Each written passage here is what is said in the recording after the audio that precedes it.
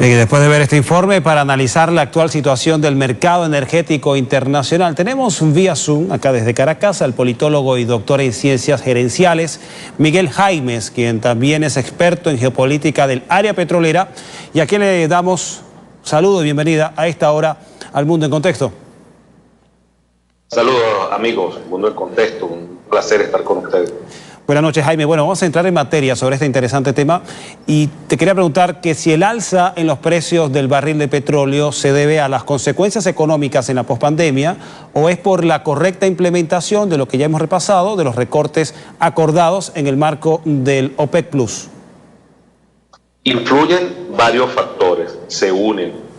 Uno de los más importantes en mi consideración son los acuerdos de la OPEC Plus, los OPEC+, quienes han, bajo una escalada de recortes, los cuales se han respetado y se han entrado en conversaciones con algunos países que estaban súper explotando el mercado internacional de petróleo como Arabia Saudita.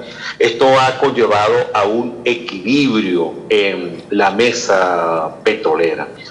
Aparte de esto, las economías necesitan, las economías productoras necesitan un precio del barril estable.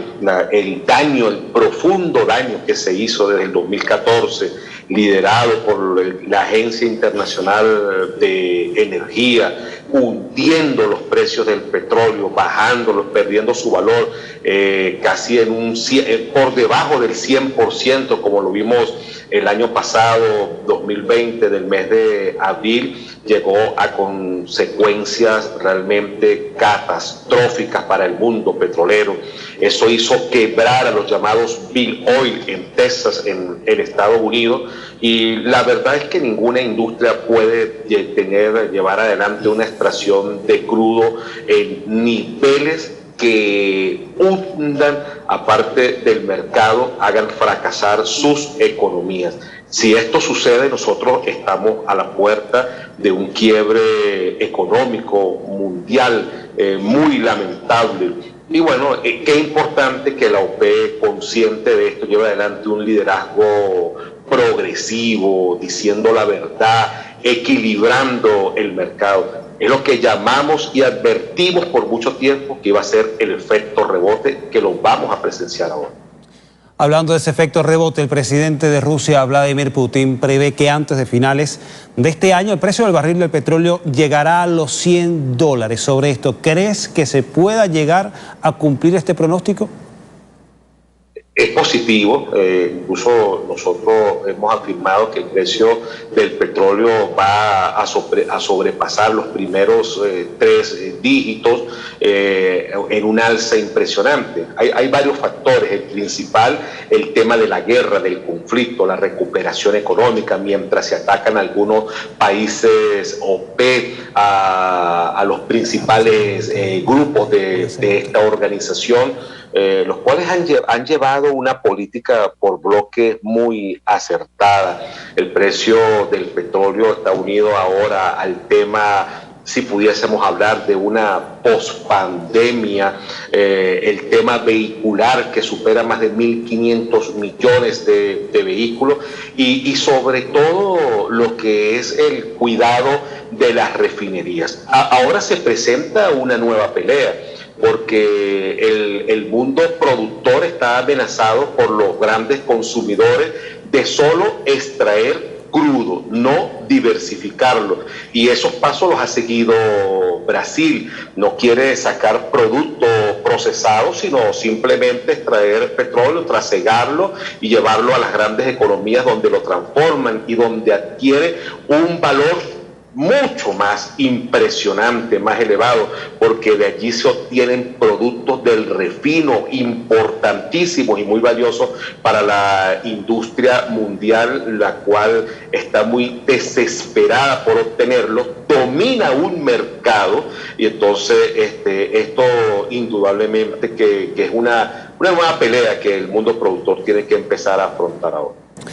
Ya respecto a la agenda de países occidentales encabezados por Estados Unidos, también la Unión Europea, en este proyecto de dejar de utilizar los combustibles fósiles antes de 2050, la transición hacia la energía verde. ¿Esto está afectando los niveles de reserva de petróleo en el hemisferio norte? Hay niveles de reservas muy importantes. Lo que pasa es que aquellos países del hemisferio norte que han abusado de del consumo de petróleo y están agotando sus reservas, hoy hablan de una etapa de transición. Esa etapa de transición tiene nombre y apellido: Agencia Internacional de Energía, creada en 1964 por el Departamento de Estado norteamericano para ir en contra de la OPEP, para enfrentar a la OPEP, para hundir a esta organización. Engañaron al mundo afirmándole que para el 2030 iríamos a una transición de otras energías alternativas, pero ha sido una mentira. Ya acaba en los informes, han tenido que decir, afirmar que entonces ahora no es el 2030, que ahora es el 2050, que en el 2050 vamos a ir a otro tipo de energía. Por supuesto que se van a utilizar varias energías, porque la voracidad del mundo consumidor no le va a dar abasto solamente con el petróleo. Tendrán que ir al hidrógeno, a la eólica, a la solar. Vea usted el aumento de la población, vea cómo en los últimos 50 años el consumo mundial de petróleo de 10 millones de barriles, nos fuimos el año pasado a 125 millones de barriles, porque está unido al aumento de la población y está unido al aumento de los vehículos. ¿Y cómo se va a detener? ¿Cómo se va a desviar? ¿Cómo usted va a opacar a millones de seres humanos que hace 50 años de casi 3.000 millones nos fuimos ahora casi en este 2021 a una proyección de 8.000 millones de habitantes? Estamos hablando de unas consideraciones muy elevadas. Sin embargo, la vía del petróleo tiene que ser hacia un estado de transición mucho más limpio y a la descarbonización del planeta. Es decir, en los términos que nos estás explicando, ¿no ves todavía viable la meta del 2050 como el momento en que se haga esa transición energética en el planeta y que desplace el petróleo? En mi opinión, es una mentira. El tema del uso del carbón, del gas y del petróleo tiene un compromiso mucho más alto. Por supuesto que van a intervenir otras energías, hay avances científicos, tecnológicos, pero la OPEP debe de aprovechar este momento para llevar adelante un liderazgo. Por ejemplo, la Organización de Países Exportadores de Petróleo tiene que crear una oficina, un departamento, un taller, un centro de investigaciones donde se manufacturen equipos para la industria petrolera que viene siendo atacada, porque hay productos únicos que se elaboran, incluso vienen hasta en cajas blindadas por Europa, por los Estados Unidos, por Canadá, y allí no hay una transferencia tecnológica. Por eso el bloqueo contra Venezuela, por eso el bloqueo contra Irán, para obligarlos ¿a qué? A que venda petróleo crudo y que los que lo transformen sean las economías desarrolladas, Europa, Estados Unidos y Canadá. Y por eso el blindaje, la cerca que se ha montado para que estos países no puedan obtener tecnología, equipos, repuestos y suministros. Esa es la pelea que está dando, la macabra pelea energética que está llevando adelante los Estados Unidos, el Departamento de Energía, la Comunidad Económica Europea, porque es un juego de intereses y es mantener a la población, al mundo entero, pendiente de otro tipo de energía que nosotros no la vemos llegar. ¿Cómo se van a sustituir 1.500 millones de vehículos que son alimentados por gasoil y por gasolina? ¿Hacia qué día vamos a ir?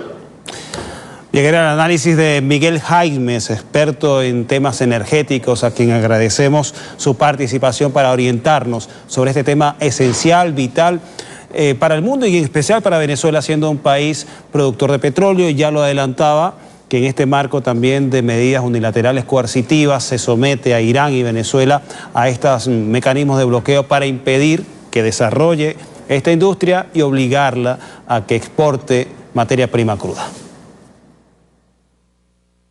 Gracias, Carlos. Hasta más pronto. Bueno, muy buenas noches, Miguel Jaimes, a quien estábamos escuchando su interesante participación sobre este tema que es relevante. Corresponde hacer nuestra primera pausa en esta emisión del Mundo en Contexto. No se aparte, en minutos estamos de vuelta.